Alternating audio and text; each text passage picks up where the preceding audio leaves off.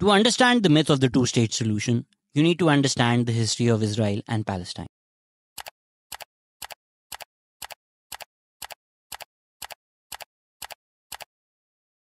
Israel was born out of the ethnic cleansing of Palestine, what the people of Palestine refer to as the Nakba, or the catastrophe, where 750,000 Palestinians were forcibly evicted from their land. According to Professor Rashid Khalidi, half of the Nakba happened while the British were still there, when cities like Jaffa and Tiberias were depopulated. It is a complete lie that Israel was a land without people for a people without land. Jaffa was destroyed for Tel Aviv to be built. In fact, many Israeli cities are built on the ruins and graves of Palestinian cities, something you can find more about in the Tantura documentary from 2002. During the Nakba, thousands of books and journals were burnt by the Zionist military to erase all the existence and memories of the people of Palestine. Like Edward Said said, Palestinians are the only people not allowed to narrate. The Nakba is not some ancient past. It is in the living memory of the people of Palestine. 75 years would have passed since the Nakba, since the occupation of our lands, since the establishment of the Zionist entity. Some people forcibly being evicted from Palestine again by Israel today were alive to experience the first Nakba in 1948. If you read Rashid Khalidi's book, The 100 Years' War on Palestine, you will realize the war did not begin on October 7th, 2023. The Balfour Declaration was nothing short of a declaration of war. A British colonizer promising land that did not belong to him to a people that did not belong to the land. Balfour did not even consult the people of Palestine. Look at the hubris of the colonizer. With the stroke of a pen, he robbed 94% of the population of their political rights and their right to a state. And it was the same colonial Zionist alliance which helped pass UN Resolution 181 on November 29, 1947. After intense lobbying from Zionist groups, it was passed with a mere 33 votes in favor, 13 against, and 10 abstentions. Another declaration of war, where an unrepresentative UN body handed over most of the Arab country to a Jewish minority without even consulting the majority. A flagrant violation of the right to self-determination enshrined in the UN Charter a mere 2 years ago by the same body. Some people in India compare the creation of Israel to the creation of Pakistan. But for them to be the same, Britain would have needed to import millions of Muslims from Europe, escaping Islamophobia there, settle them in India, then not consult any Indian for there to be no National Indian Congress, and then given Pakistan 2/3 of the land of India. The mistake people make is reducing people solely to their religious identity. Palestine had a group of indigenous Jewish population that lived there. But the Zionists were European Jews who first considered Uganda and Argentina for a Jewish land, but were then settled in Palestine, with the help of anti-Semitic British leaders who wanted Jews gone from their country. In his own diary, Theodor Herzl, father of political Zionism, who wrote The Jewish State in 1896, writes about the pros and cons of considering Palestine. If you go through his diary, you will see that Theodor Herzl was not a man being driven by religious beliefs, but was more considered with practical methods of obtaining a Jewish state. The myth around Palestine being the promised land was created and reinforced to justify the creation of Israel, rather than it being intrinsic to the plans of a Jewish state from the start. Something also written in the Jewish state pamphlet, where Argentina is also considered as a potential place for the Jewish state. Just like you see neo-Nazis supporting Netanyahu today, the initial Zionists were actually Christian Zionists. The Jewish Zionism project that found support from anti-Semitic people who saw a Jewish state as a way to get the Jewish population out of their own country. Similar to how the Soviet Union tried creating a Jewish state in 1929 in the far eastern region of the USSR. There are many myths and much propaganda around the creation of Israel and the existence of Palestine. So much so that in 1969, the then Israeli Prime Minister Golda Meir said, "There is no such things as Palestinians." You can read Zachary Foster's work, The Invention of Palestine, to get a comprehensive history into the existence of Palestine over the past centuries to realize how ridiculous Golda Meir's statement was. Even during British colonization, it was called Mandatory Palestine. It was not the British mandate for Israel. Saying Palestine did not exist before 1947 because it did not have defined borders for centuries is as ridiculous as saying India did not exist before 1947. The notion of the modern nation state is fairly recent in history. Notions of Arab nationalism and Indian nationalism date back centuries, even if they didn't exist as well-defined nations as we now understand nation states to be. Even nations like Germany were various tribes with a loose sense of being German before they were united as a nation state in the late 19th century when the Westphalian system reached its peak. Coming back to the creation of Israel. As with most of history, you will find the seeds of the issue in British colonialism. To defeat the Ottoman Empire, Britain had promised the Arabs a nation state. In the Hussein McMahon correspondence during 1915-1916, in exchange for helping the British fight the Ottoman Empire. But Britain had also promised Lord Rothschild support for the establishment of a Jewish state in the 1917 Balfour Declaration. If you look at the 1919 King Crane Commission report, you will find that it concluded that 90% of the Palestinian population was emphatically against the entire Zionist program. Only 10% of the population was Jewish. These were people who found a safe haven in Palestine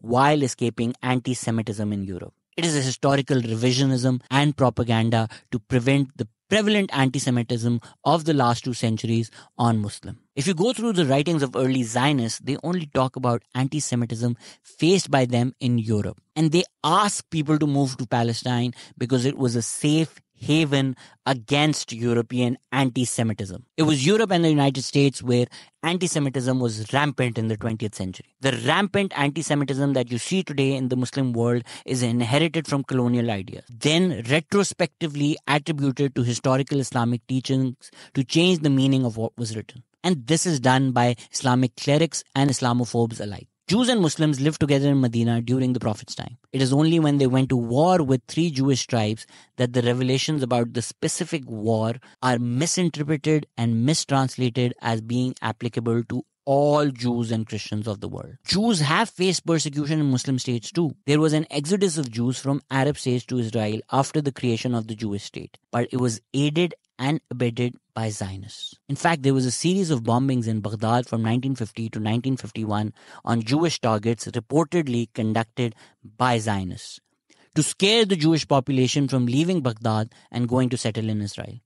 In the summer of 1954, there was another failed covert operation, codenamed Operation Susanna, conducted in Egypt by the Israeli military intelligence officer to bomb a series of British targets and then blame it on the Muslim Brotherhood. Israel publicly denied any involvement in this till 2005, when the 3 surviving spies involved were awarded certificates by the Israeli president. In Palestine, the Jewish population and the British colonizers were completely allied. The Zionists were trained by the British. They fought for the British in the World War. They received their patronage. But when the British were considering a one-state solution after the 1942 conference, the Zionists bombed British targets, including the King David Hotel in Jerusalem being bombed by the Zionist army, Irgun, dressed as Arab workmen. The bomb killed 91 people in one of the most lethal terrorist attacks in the 20th century. The brains behind the operation? David Ben-Gurion, who would later go on to become Israel's first prime minister. In a letter on 8th January 1948, Ben-Gurion admitted it was the Haganah behind the bombings in Jaffa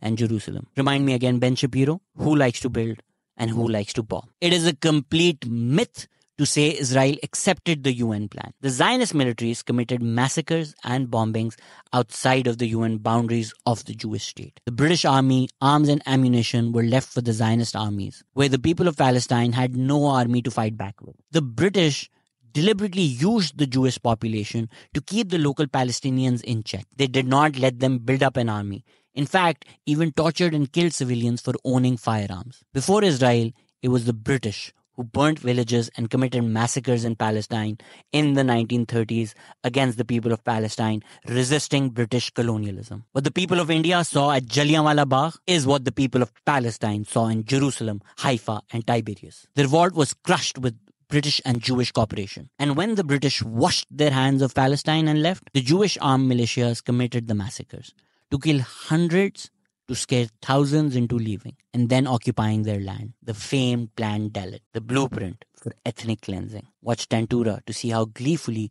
these soldiers talk about massacring hundreds in 1948. Read about incidents like the Dera Yassin massacre, where 100 Palestinians were lined up and killed 3 kilometers away from the British police commanders.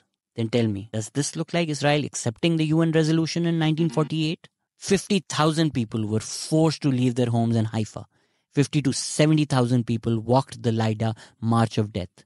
There was a massacre in Tentura. The British helped in expulsion of local communities in towns like Tiberias. Around 200 villages were destroyed. Does this look like Israel accepting the UN resolution? Ilan Pape has a great book called The 10 Myths About Israel that destroys this revisionist history that has become popular online. It does so with facts, evidence, and historical records. Ilan Pape writes, the very opposite of a desert, Palestine was a flourishing part of Bilad al-Sham, the land of the north, or the Levant of its time. At the same time, a rich agricultural industry, small towns, and historical cities served a population of 500,000 on the eve of the Zionist arrival. Contrary to popular belief, Arab nationalism was also secular rather than Islamic. Ilan Pape writes, in the Arab world, secularization was also part of the process of nationalization. Not surprisingly, it was mainly minorities, such as the Christians, that embraced warmly the idea of a secular national identity based on a shared territory, language, history, and culture. In Palestine, Christians who engaged with nationalism found eager allies among the Muslim elite, leading to a mushrooming of Muslim Christian societies all over Palestine towards the end of World War I. It is a lie that Palestine was a land without people. It is also a lie that Jews were a people without land. Zionism was a Christian project of colonization before it became a Jewish one, and was being fueled by anti-Semitism, with the Jewish state being seen as a solution by Europe to get rid of Jews in their own country. Israel now purports to speak on behalf of all Jewish people, but the Zionists were a minority among the Jewish population. Most Orthodox Jews opposed Zionism. To this day, ultra-Orthodox Jewish communities vehemently oppose Zionism. Just last month, there was a protest against Israel by Torah Judaism in New York, with thousands of people attending.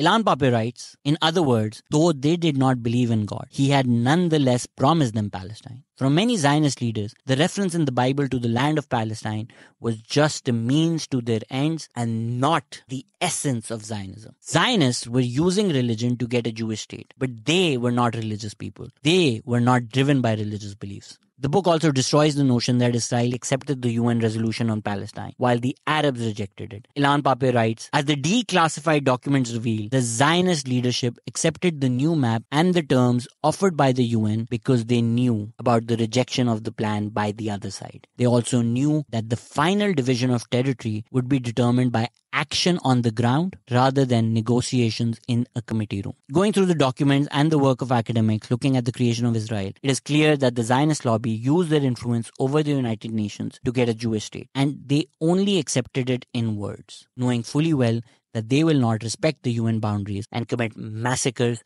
to create the Israel they wanted. The decision of the Higher Arab Council to not engage with UNSCOP can now be criticized in hindsight. But at the time, their dissatisfaction at linking Palestine with the Jewish refugee problem in Europe and not terminating the British mandate of Palestine was legitimate. In A History of Palestinian Resistance, Abdullah Daoud writes, David Ben-Gurion, the first Prime Minister of Israel, advocated the destruction of the Palestinian society in all its dimensions as a precondition for the creation of a Jewish state on its ruins. All told, the Zionists expelled some 750,000 Palestinian civilians from their towns and villages in 1948. The expulsion of 3/4 of the Palestinian population resulted in the depopulation and destruction of 531 villages. In 1963, Ben-Gurion admitted that the UN resolution was of only moral and political value, but the establishment of the Jewish state was by force. The same view is also echoed by Flaman Simha in The Birth of Israel, Myths and Realities. It rejects the notion that Israel accepted the UN resolution. It only accepted a part of the UN resolution. Filhan Sameh writes, Ben-Gurion had always viewed the partition as the first step towards a Jewish state in the whole of Palestine, including Transjordan, the Golan Heights, and southern Lebanon. Filhan Simha also writes, in short, the acceptance of the UN partition resolution was an example of Zionist pragmatism par excellence. It was a tactical acceptance, a vital step in the right direction, a springboard for expansion when circumstances proved more judicious. And indeed, in the period between the UN vote on November 29, 1947 and the declaration of the State of Israel on May 14, 1948, a number of developments helped to produce the judicious circumstances that would enable the embryonic Jewish state to expand its borders. Israel's first prime minister described Palestinian workers and farmers as an infested hotbed of pain. He advocated the destruction of the Palestinian societies in all its dimensions as a precondition of a Jewish state on its ruins. This is the reality of the creation of Israel. And in the next videos in this series, we're going to look at the Arab-Israel wars and also destroy the myths surrounding that, to destroy this notion, this myth of a two-state solution. Israel never wants. The fact is, Israel has always made the creation of a Palestinian state impossible. Something Benjamin Netanyahu recently admitted openly.